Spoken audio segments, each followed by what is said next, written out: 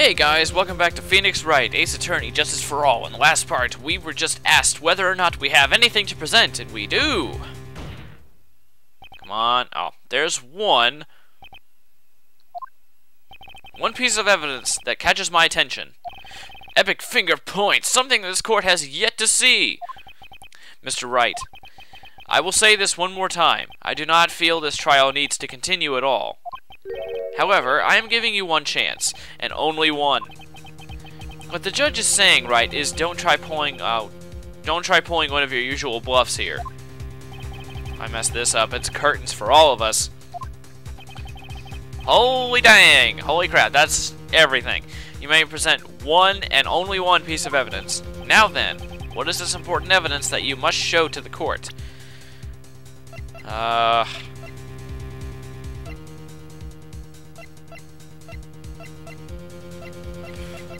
I doubt it's the Tagar case because we've already established that they think it has nothing to do with this.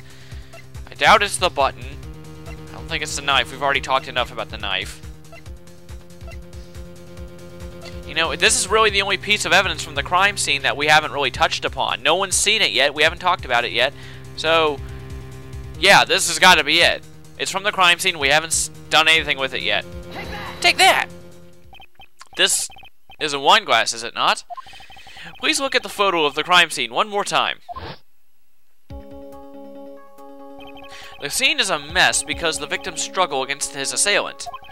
The vase was broken, his makeup is all over the floor. These were all things that were at one point sitting on top of the dresser. Well, yes, I see your point.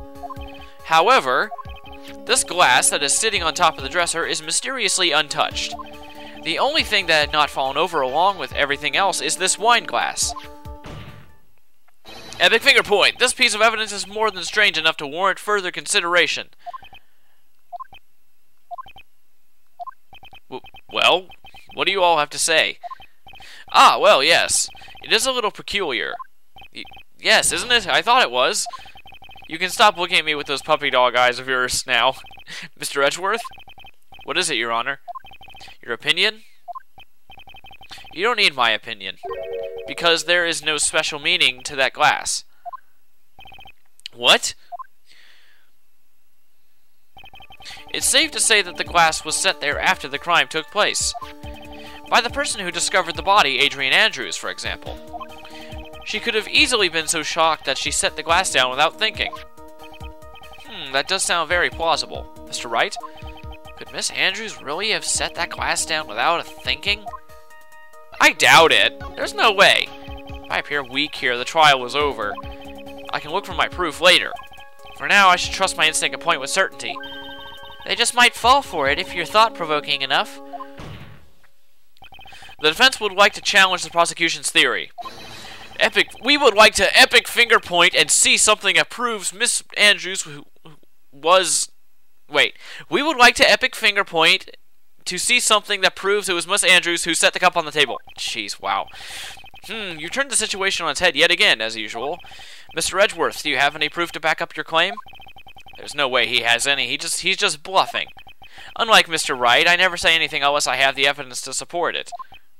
What? You're not thinking hard enough today, Wright.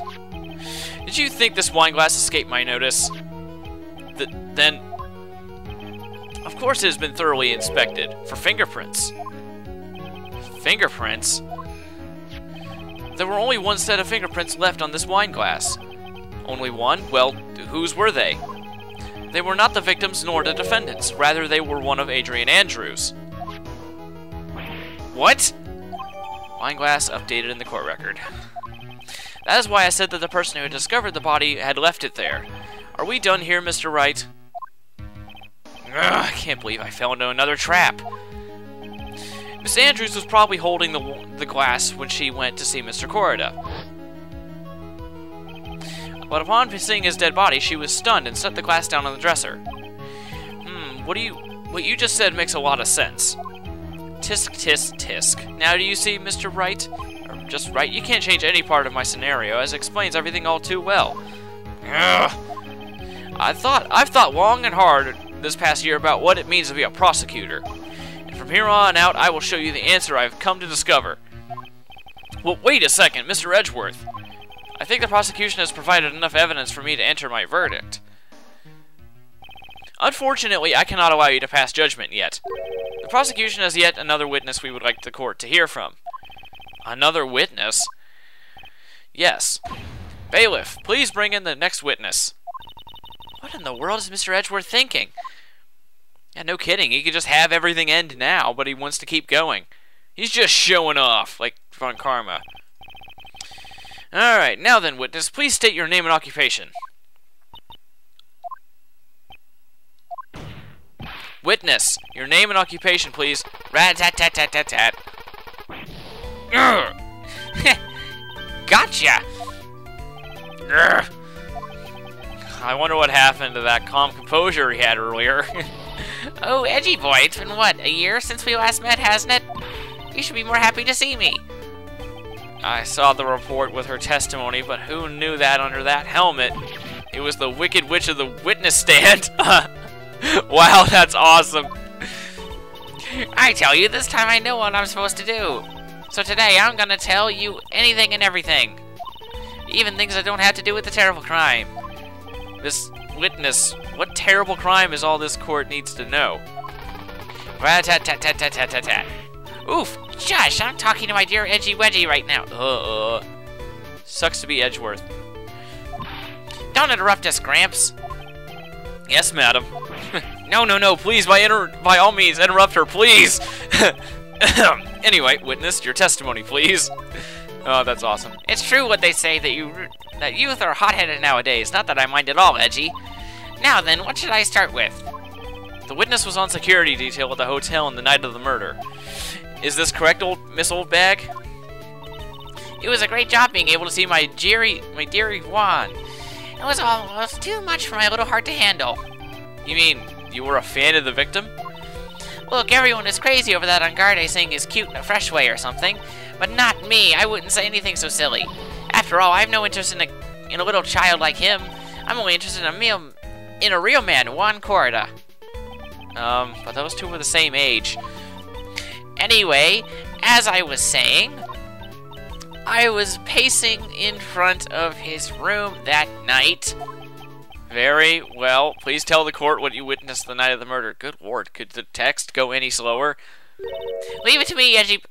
I'm not saying that, no. Yeah, I'm skipping it. I don't care. Okay, what you witnessed.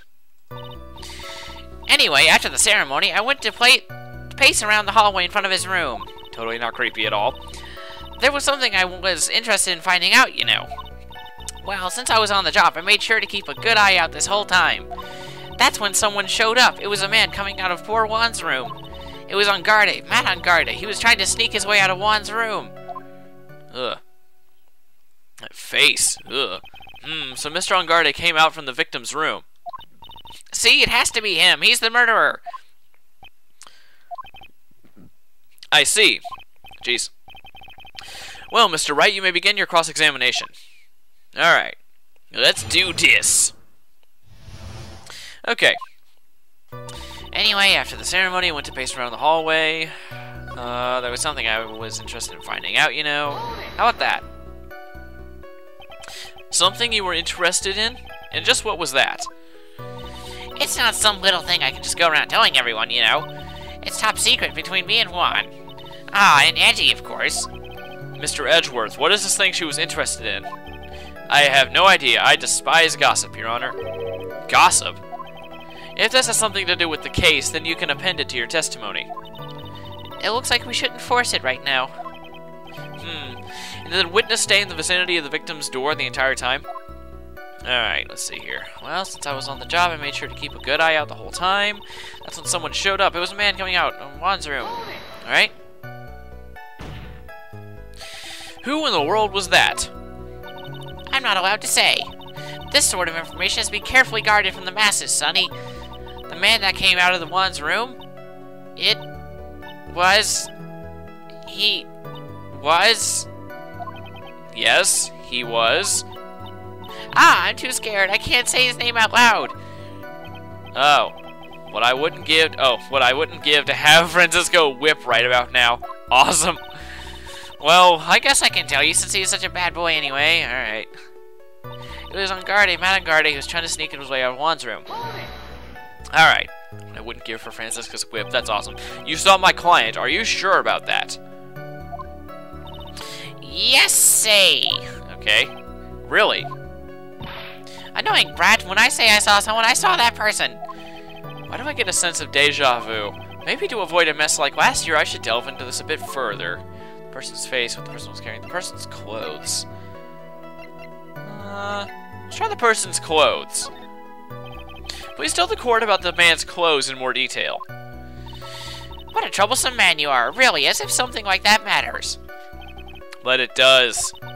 Now what was it? Oh yes, it was that thing. What thing?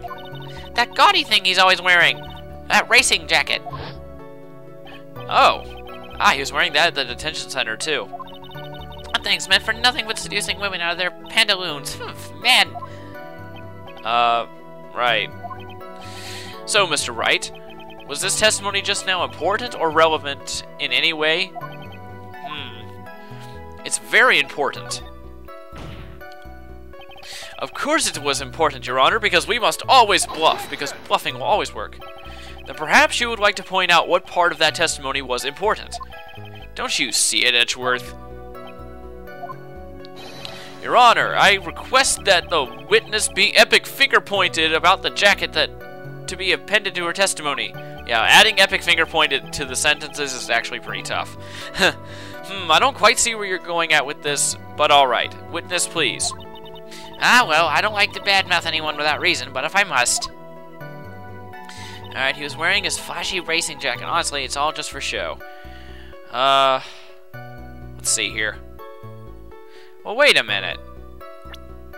Doesn't that mean, wait, if he was wearing his racing jacket, how the heck did the button get in his hakama? He's found in Angarde's hakama. I doubt that's in his costume. Epic finger point. Miss Oldbag.